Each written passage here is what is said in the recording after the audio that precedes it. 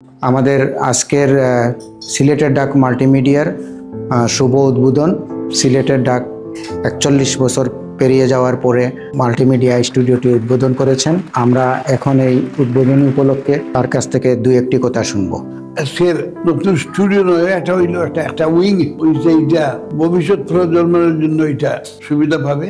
আপাতত ডাকের উত্তর উন্নতি হয়েছে, এতে কোনো সন্দেহ নাই। আশা করি অনলাইনে এটা উত্তর উন্নতি লাভ করবে, এই প্রত্যাশা নিয়ে আমি আসি। ধন্যবাদ। আমরা এই পর্বটি শেষ করছি।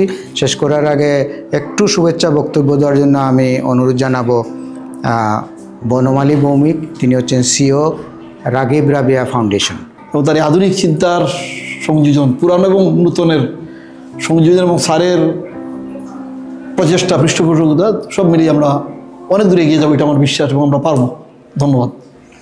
ধন্যবাদ বনমালী ভৌমিক আপনাকে। আমরা এখানে খুবই একটা স্ট্রং টিম রয়েছি, অনেকেই কাজ করেছেন আমাদের চেয়ারম্যান সাহেবের নেতৃত্বে।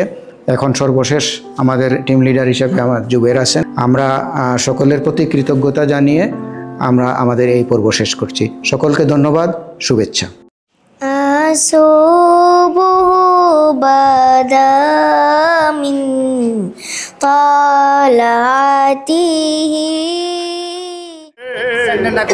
গরিব দুঃখীর বন্ধু তুমি জানে সকলে।